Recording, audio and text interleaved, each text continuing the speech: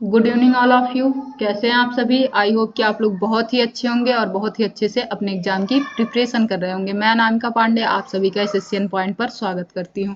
और अब हम लोग अपना नेक्स्ट एक्सरसाइज शुरू करेंगे। यह एक्सरसाइज कितना है? तो एक्सरसाइज 1.2 है और यह गलती से क्या लिखा गया है? तो 9.1 लिखा गया है। ऐसे 9.1 पहला एक्सरसाइज भी है, वह एक्सरसाइज 9.1 ना होके 1.1 है और यह एक्सरसाइज हमारा क्या है? तो 1.2 है।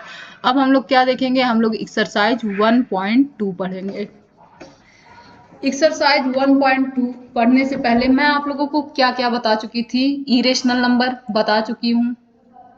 क्या होता है आप लोग कमेंट करेंगे। इरेशनल नंबर बता चुकी हूँ, इसके साथ साथ क्या बताई थी? रेशनल नंबर बताई थी। और बताने के लिए तो मैं रियल नंबर भी बताई थी, बहुत सब बताई थी। बट हमें जरूरत किसकी है? तो हमें जरूरत है इरेशनल नंबर और रेशनल नंबर की। तो आइए इस क्वेश्चन को प्रूव करते हैं। रेशनल नंबर हमारा क्या था? तो रेशनल नंबर था कि जिसे हम p/q के फॉर्म में लिख सकते हैं। दूसरा क्या था? कि q कभी भी 0 के बराबर नहीं होगा। तीसरा क्या था?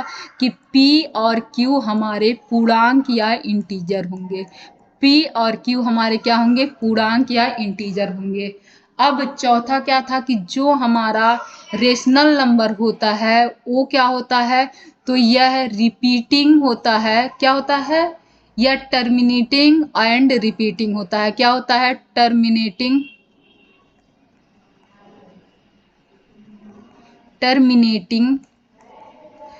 या रिपीटिंग होता है। टर्मिनेटिंग या रिपीटिंग होता है। लेकिन जो हमारा इरेशनल नंबर था, इसका पहला ही क्या था? तो पहला ही था कि does not formed by p/q form. इसे p/q के फॉर्म में नहीं लिखा जा सकता है। दूसरा क्या था? यह नॉन टर्मिनेटिंग है। क्या है? Non terminating and non repeating है। नॉन रिपीटिंग है। अब इसके आगे इस क्वेश्चन पे चलते हैं कि इस क्वेश्चन को कैसे सॉल्व करेंगे। आइए मैंने क्या बताया था आपको? कुछ एग्जाम्पल भी बताई थी इरेशनल नंबर के।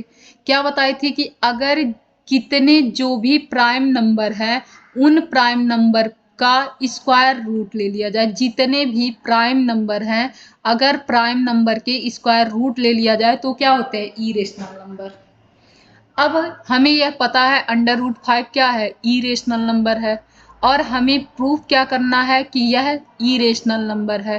तो इरेशनल नंबर को प्रूव करने के लिए हम क्या करेंगे? हम बस चलते हैं, हम इसे उल्टा मानेंगे। हम मानेंगे क्या? कि यह एक रेशनल नंबर है। अब रेशनल नंबर है तो रेशनल नंबर की प्रॉपर्टी क्या करनी चाहिए? फॉलो करनी चाहिए। अब रेशनल नंबर की प्रॉपर्टी अगर कोई भी प्रॉपर्टी यह फॉलो नहीं करता है तो हम क्या मानेंगे? कि our supposition is wrong, this is not a rational number, this is a irrational number. क्या बोली हूँ? कि हमने जो माना था वह क्या है? वह गलत है। इस कारण से यह क्या हो सकता है?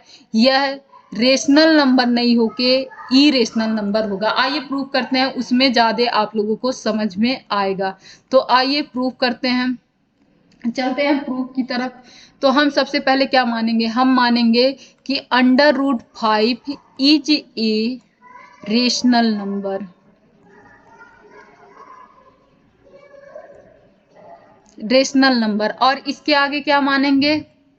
इसके आगे मानेंगे कि को प्राइम रेशनल नंबर। √5 इज ए को प्राइम रेशनल नंबर। को प्राइम रेशनल नंबर।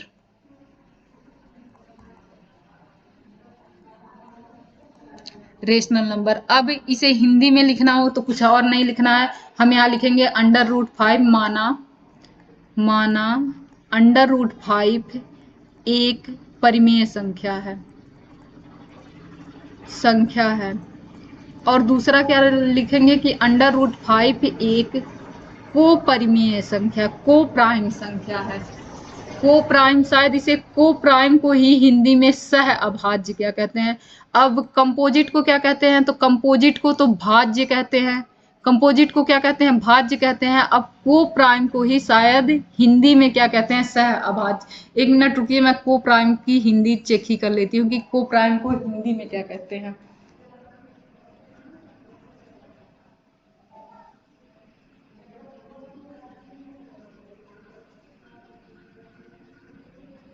को प्राइम को ही हिंदी में सह अभाज्य कहते हैं, और कंपोजिट को क्या कहते हैं, तो कंपोजिट को भाज्य कहते हैं।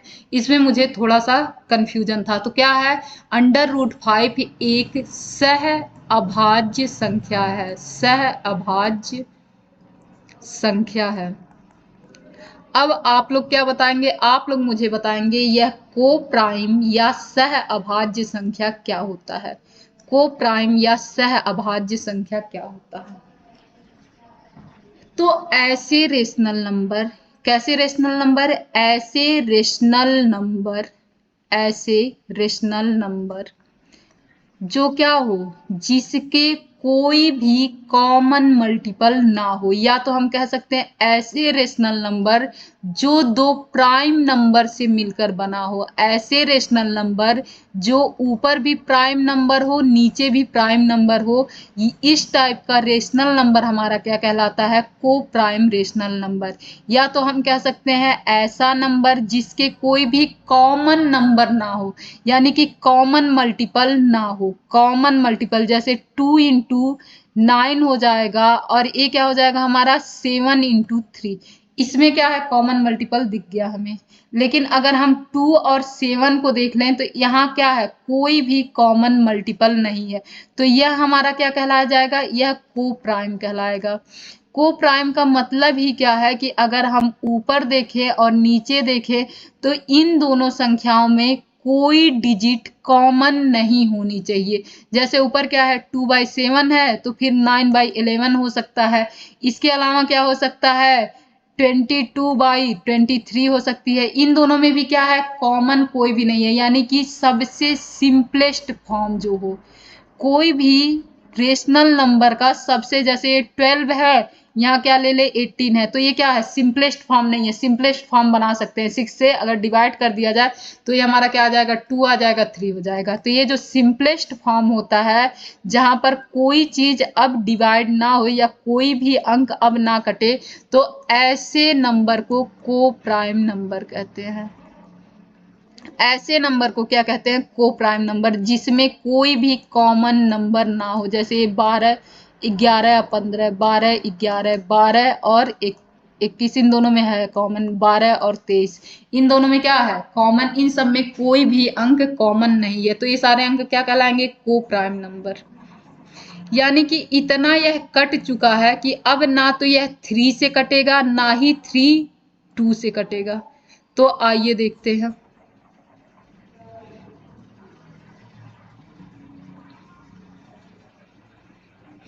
तो हम मानेंगे क्या, सबसे पहले हम माने कि let us consider, assume that, या let us consider √5 is a rational number. यही जो ऊपर लिखी थी वही लिखा है, माना √5 एक परिमेय संख्या है, यही इतना मैं यहाँ भी लिखी हूँ। अब क्या लिख सकती हूँ, तब हम लोग यह लिख सकते हैं ना कि √5 को हम किस फॉर्म में लिख सकते हैं, p/q के फॉर्म में लिख सकते हैं। √5 is equal to p/q, where p and q are co-prime number, where p and q are co-prime number। ये समझ में आया कि क्या होगा, यह को प्राइम नंबर होगा। जैसे हम क्या मान ले, अगर यहाँ हम 20 मान लें, अगर यहाँ 20 मान लें और यहाँ क्या माने, यहाँ 20 माने है ना, तो यहाँ क्या मान लें हम लोग, यहाँ 23 मान लें, तो यह क्या हो जाएगा, को प्राइम नंबर होगा। यानी कि कोई भी कॉमन नंबर नहीं है जो दोनों को काट सके, को प्राइम नंबर। हिंदी में लिखे तो हिंदी में क्या हो जाएगा, नेक्स्ट पेज तो मैं रखी ही नहीं हूँ, आइए हिंदी में यहाँ देखते हैं। बस इसी की ही हिंदी लिखनी है, क्योंकि √5 इज इक्वल टू p/q में ये सारे तो हिंदी इंग्लिश बराबर है, बस इसी की हिंदी लिखनी है। जहां P और Q सह अभाज्य संख्या है, सह अभाज्य संख्या है। इस लाइन को हम मिटा सकते हैं, सह अभाज्य संख्या है। यहाँ से भी इस लाइन को मिटा सकते हैं। क्यों? क्योंकि हमने करना कहाँ से शुरू किया, फिर से करना शुरू किया है, जिसमें क्या है, let us consider √5 is a rational number where this माने हैं। हम लोग थोड़ा सा इसे और मिटाएं और साइड में लिखना शुरू करते हैं, लेकिन साइड में लिखने के लिए आप लोग कहेंगे फिर से लिखिए, उससे अच्छा यही रहने देते हैं। क्या है? यह अभाज्य संख्या। अब यहाँ के बाद हम लोग यहाँ चलते हैं। √5 को हम लोग क्या माने हैं, यहाँ से हम पहुंचे हैं यहाँ। √5 को हमने क्या माना है, P/Q माना है, P/Q माना है ना। अब दोनों तरफ अगर स्क्वायर कर दें, squaring both side, both side, squaring both side, या दोनों तरफ वर्ग करने पर, वर्ग करने पर। अब दोनों तरफ अगर वर्ग कर देंगे तो हमें क्या मिलेगा, हमें मिलेगा 5, क्या मिलेगा, 5 is equal to P² divide by Q²।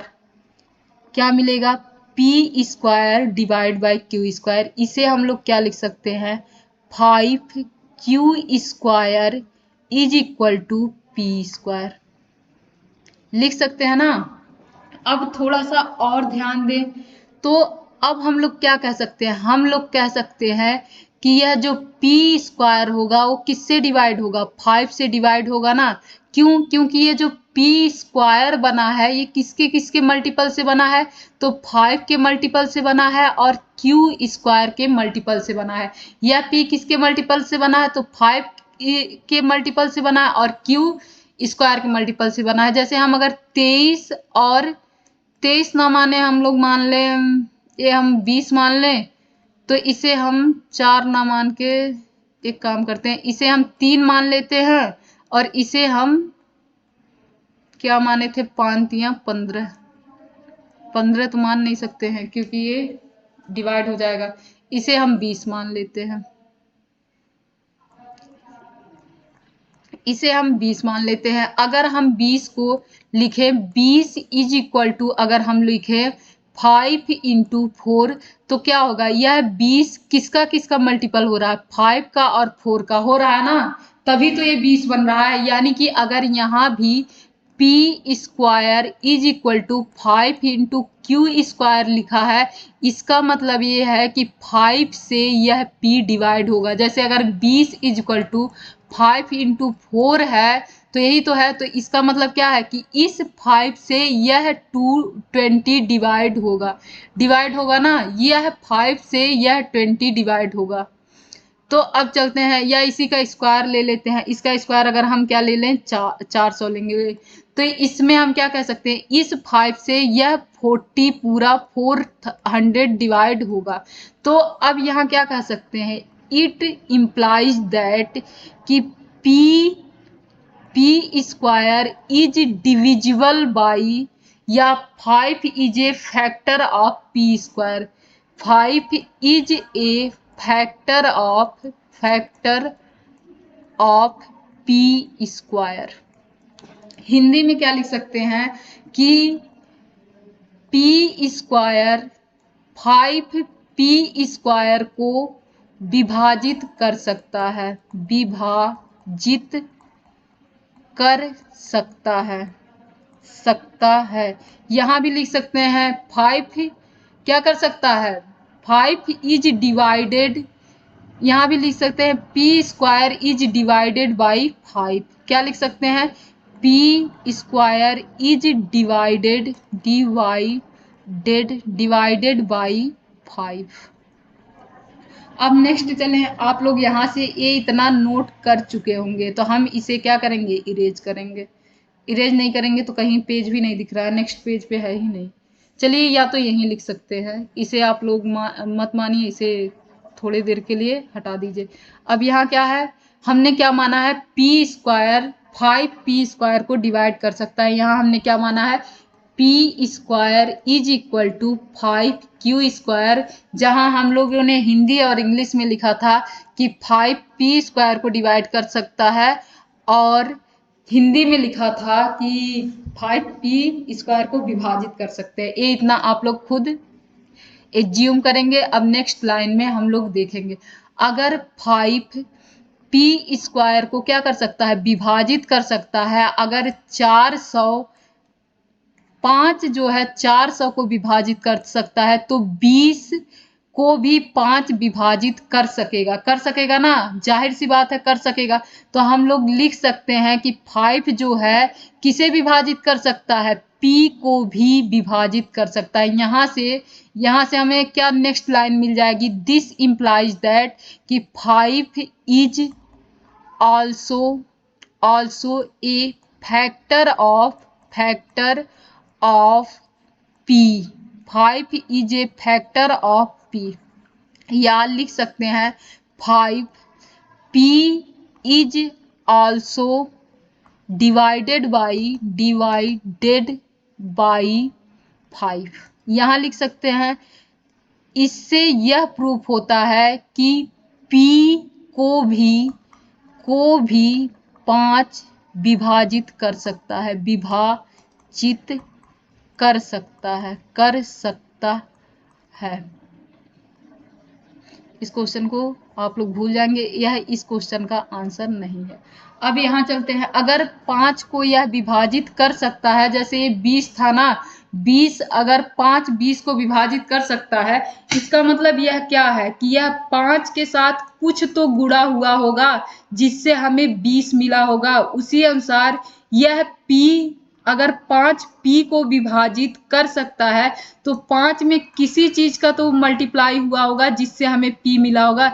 जैसे यहाँ हमें अगर 4 से मल्टीप्लाई कर दें तो 20 मिल जाएगा, उसी तरह से इस p को पाने के लिए 5 में तो कुछ तो मल्टीप्लाई हुआ होगा, तो हम मान लेंगे कि 5 में क्या मल्टीप्लाई हुआ होगा, k मल्टीप्लाई हुआ होगा। अगर यहाँ 4 से मल्टीप्लाई कर दें तो ये दोनों बराबर हो जाएगा। उसी तरह हम लोगों ने क्या माना, k माना, और यह बराबर हो जाएगा। तो हम लोग यहाँ लिख सकते हैं क्या, p is equal to 5k लिख सकते हैं ना। अब स्क्वायरिंग बोथ साइड, यहाँ भी क्या करेंगे, स्क्वायरिंग बोथ साइड, और बोथ साइड इन स्क्वायर करते ही दोनों तरफ वर्ग करने पड़े। इसे हिंदी में आप लोग लिख लेंगे, दोनों तरफ वर्ग करने पर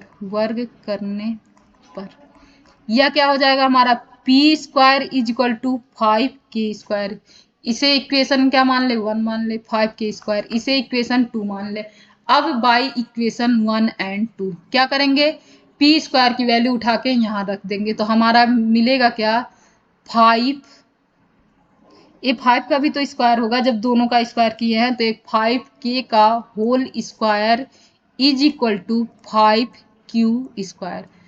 अब क्या करेंगे, दोनों सॉल्व करते हैं। ये क्या हो जाएगा हमारा 25k स्क्वायर, ये क्या हो जाएगा 5q स्क्वायर। अब इससे इसे क्या करेंगे, डिवाइड कर देंगे, और डिवाइड करेंगे तो ये 5k square is equal to 5q square. अब हमें क्या मिला, अब हमें मिला कि ये जो q स्क्वायर है ना, उसे भी 5 डिवाइड कर सकता है। अब ध्यान से देखिए, p स्क्वायर को तो 5 डिवाइड कर ही रहा था, यानी कि p स्क्वायर जो था ये 5 इंटू समथिंग था, समथिंग का स्क्वायर था। अब यहाँ क्या कह रहा है कि यह जो q स्क्वायर है ना, q स्क्वायर को भी 5 x स्क्वायर डिवाइड कर रहा है, यानी कि दोनों में कॉमन पॉइंट क्या मिल गया, 5 इंटू एक्स स्क्वायर, दोनों में कॉमन मिला हमारा 5। और को प्राइम नंबर क्या होता था, को प्राइम नंबर जिसमें कोई भी कॉमन पॉइंट ना हो, को प्राइम नंबर क्या होता था, जिसमें कोई भी कॉमन पॉइंट ना हो। लेकिन यहाँ क्या हुआ, कॉमन पॉइंट मिल गया, वो भी 5, वो भी दोनों में। यहाँ हम लोग क्या कह सकते हैं, यहाँ हम लोग लिख सकते हैं कि 5 is also a factor of q, यानी कि q is also divided by 5। यहाँ इसके बाद लिख सकते हैं q को भी 5 विभाजित कर सकता है। अब यहां से क्या कहेंगे कि हमने जो माना था वो गलत है। क्या लिखेंगे कि हमने माना था कि पी और क्यू क्या है, को प्राइम नंबर है, यानी कि सह अभाज्य संख्या है। बट पांच दोनों का कॉमन फैक्टर बन रहा है लेकिन पांच दोनों का कॉमन फैक्टर बन रहा है, कॉमन गुणनखंड बन रहा है, फैक्टर बन रहा है, बन को हिंदी में लिखना है, बन रहा है। देयरफॉर अब यहाँ हम लोग क्या लिख सकते हैं, यहाँ हम लोग लिख सकते हैं इसीलिए जो हमने माना था वो गलत है, जो हमने माना था वह गलत है। ये आप लोग लिख सकते हैं लाइट नहीं है और ये लैपटॉप भी चार्ज नहीं है। तो देखते हैं जब तक ये लैपटॉप चल रहा है तब तक ये वीडियो चलेगा, जब लैपटॉप स्विच ऑफ होगा यह वीडियो भी पॉज हो जाएगा, बंद हो जाएगा। तो चलते हैं, आइए अगर लाइट आ गई तब तो बहुत अच्छी बात है।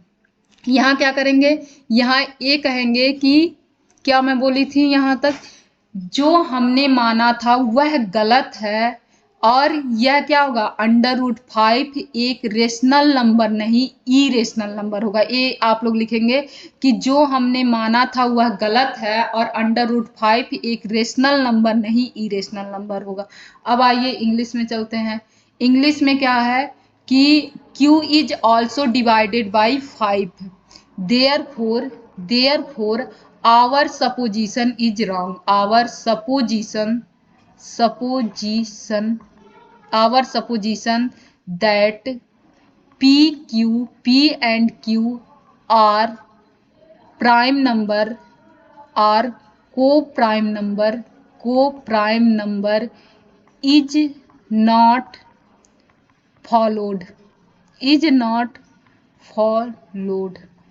अब यहाँ से लिखेंगे therefore our supposition is wrong and q is not a rational number, q is a irrational number. ये आप लोग लिख लेंगे और हम लोग चलते हैं नेक्स्ट क्वेश्चन पे। क्या लिखेंगे, our supposition is wrong, √5 is not a rational number, is a irrational number.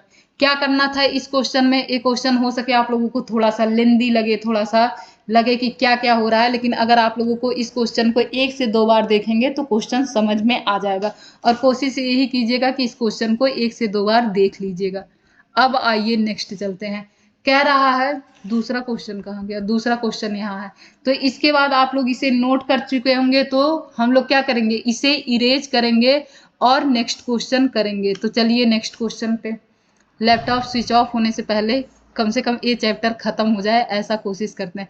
यहाँ भी क्या है, यहाँ भी इस क्वेश्चन में है कि प्रूफ कीजिए 3 + 2 √5 क्या है, एक इरेशनल नंबर है। हमें क्या प्रूफ करना है कि यह नंबर क्या है, इरेशनल नंबर है। हम यहाँ भी उल्टा चलते हैं, हम मान लेते हैं कि 3 + 2 √5 is a rational number, rational number.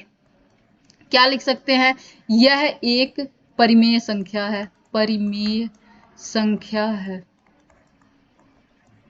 अब परिमेय संख्या है तो हमें इसे लिख सकते हैं किस फॉर्म में, p/q के फॉर्म में हम मान लेते हैं।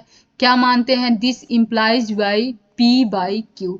अब p/q के फॉर्म में लिखते ही हम और क्या कर सकते हैं, हम 3 को इस पार भेज सकते हैं, तो ये हो जाएगा 2 √5 इज इक्वल टू p/q -3 हो जाएगा।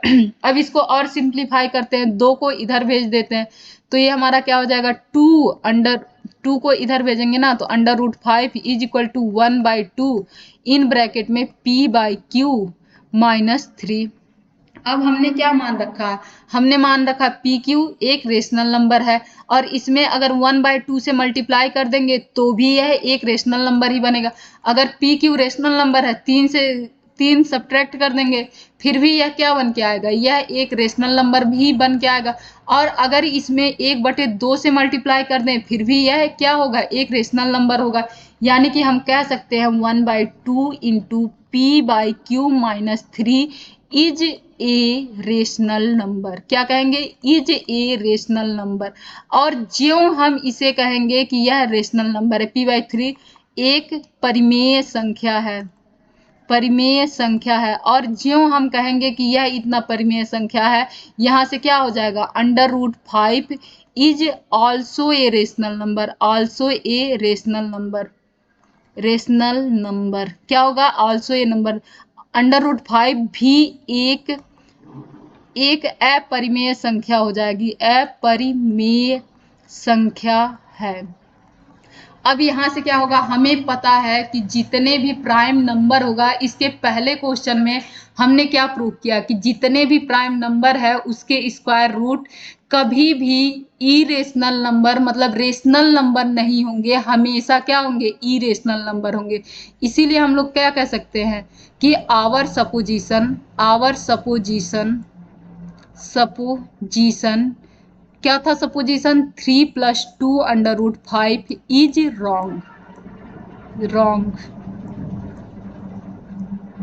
रॉन्ग। यहाँ क्या होगा, 3 + 2 √5 is a irrational number.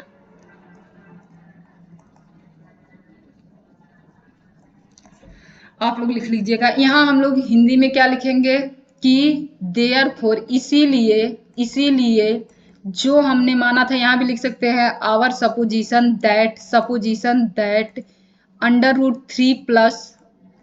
+ 2 √5 is rational number. Rational number को क्या लिखते हैं, क्यू से डिनोट करते हैं। Rational number is wrong. और क्या लिख सकते हैं, 3 + 2 √5 इज इरेशनल नंबर। इसीलिए हमने जो माना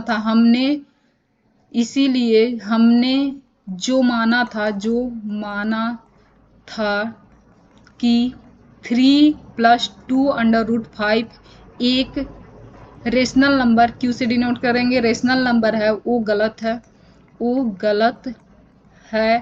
और √2 + 5 3 + 2 √5 क्या हो जाएगा, इज मतलब यह परिमेय संख्या नहीं, अपरिमेय संख्या है।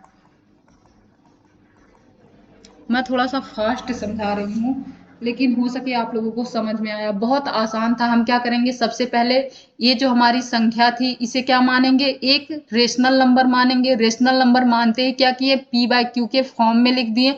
और p/q के जब फॉर्म में लिख दिए तो होगा क्या कि p3 को क्या किए, इस पार भेज दिए, फिर 2 को भी इस पार भेज दिए। और हम देखें कि यह क्या है, एक रेशनल नंबर है।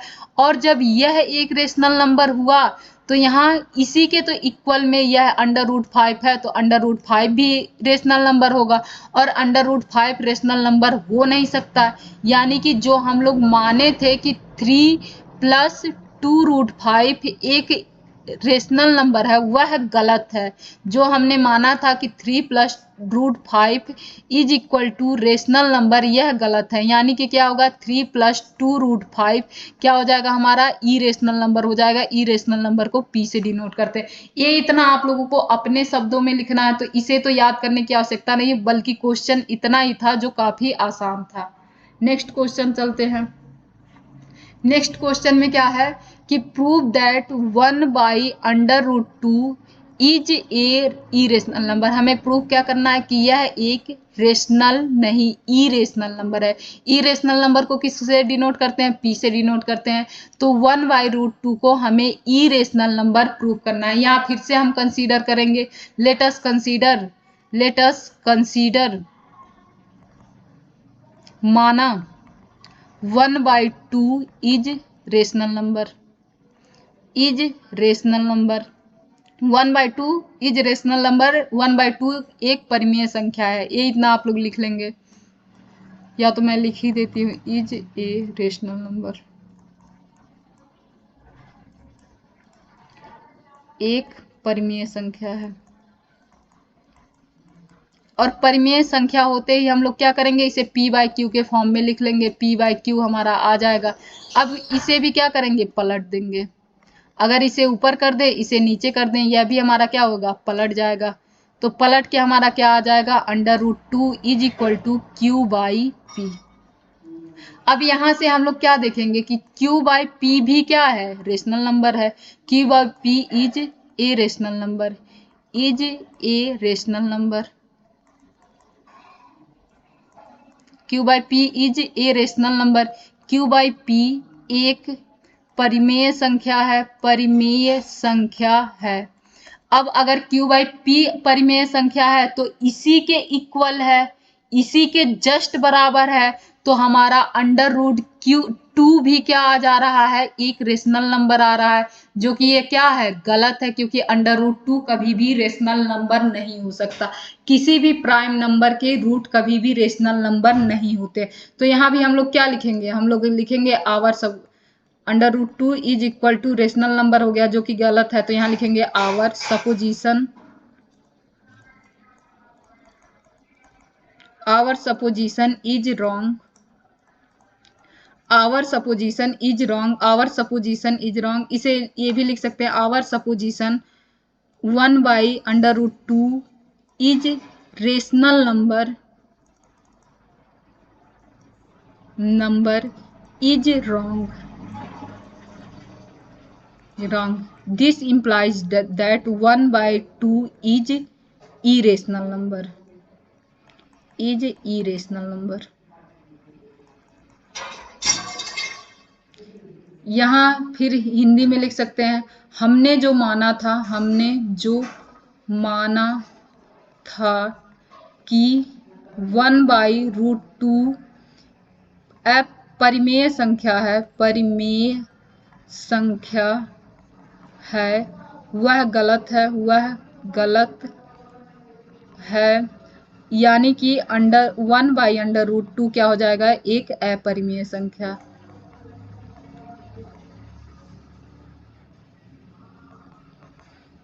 तो इसमें भी क्या करना था, इसमें भी सेम वही करना था। एट फर्स्ट हमने क्या किया, 1 बाई √2 को p बाई क्यू माना, p बाई क्यू के बाद जस्ट पलट दिया, 2 इक्वल टू क्या आ गया, q बाई p आ गया। यह हमारा रेशनल नंबर है, √2 कभी रेशनल नंबर हो नहीं सकता। बस हम लोग इसके बाद क्या कर देंगे, लिख देंगे। हमारा क्वेश्चन काफी आसान है। बस ये जो पहला क्वेश्चन हम लोगों ने प्रूव किया है, यही थोड़ा सा कॉम्प्लिकेटेड था, जिसे आप लोगों को 1 से 2 बार और देखने की जरूरत पड़ेगी। बाकी सारे क्वेश्चन काफी इजी है। जैसे ये 7√5 है, आइए 7√5 को प्रूव करते हैं। इसे भी एट फर्स्ट हम क्या मानेंगे कि यह एक रेशनल नंबर है। 7√5 is a rational number. Let us consider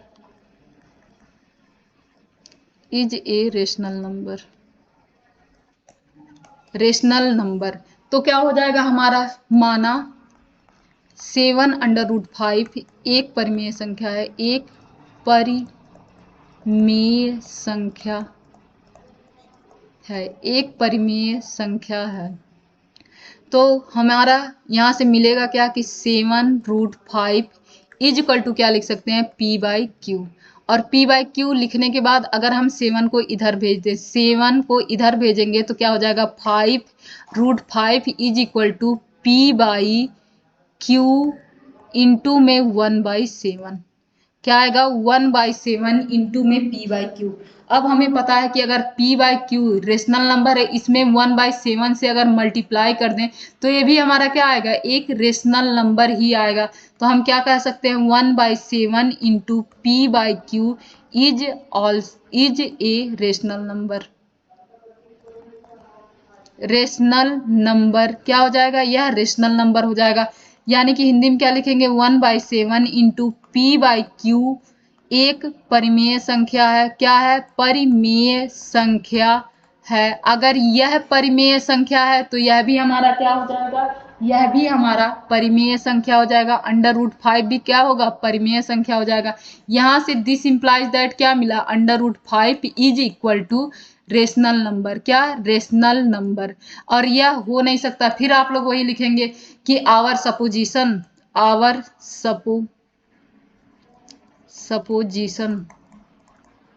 our supposition that 7 under root 5 is rational number is wrong। अब therefore क्या लिखेंगे, therefore under root 5 is irrational number, 7 under root 5 is irrational number। अब next Hindi में देखते हैं। हिंदी में भी हम लोग क्या लिखेंगे कि अंडर रूट 5 जो हमने माना था कि 7 अंडर रूट 5 रेशनल नंबर है, परिमेय संख्या है, वह गलत है। अतः 7 अंडर रूट 5 एक अपरिमेय संख्या है।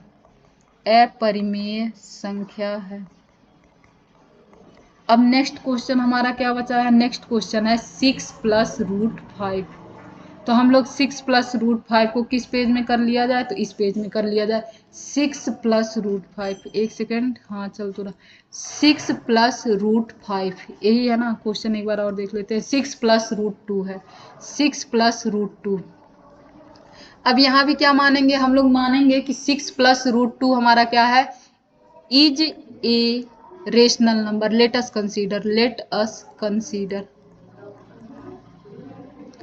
Consider 6 plus root 2 is a rational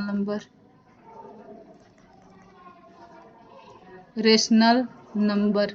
तो क्या हो जाएगा, इसे क्या मानेंगे, हिंदी में लिखते हैं। क्या हिंदी में लिखेंगे, लाइट आ गई, लेकिन हमारे क्वेश्चन का भी क्या हो गया, अंत हो गया। ये हमारा लास्ट क्वेश्चन है, जल्दी मैं लास्ट कर दी, लाइट भगने से पहले, यानी कि लैपटॉप का चार्ज खत्म होने से पहले।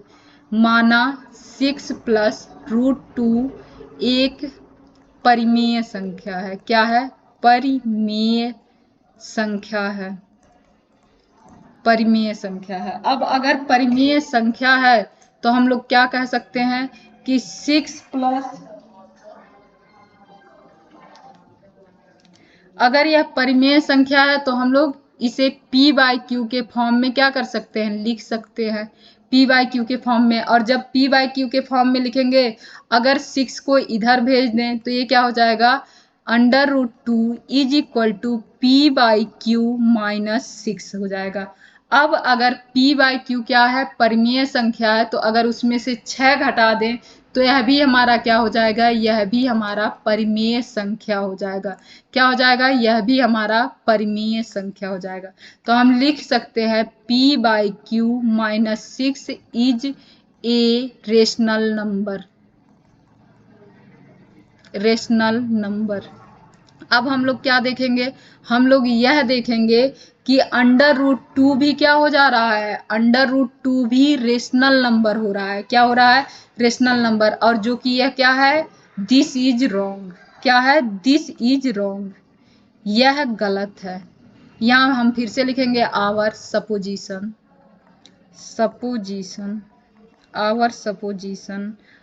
6 plus under root 2 is rational number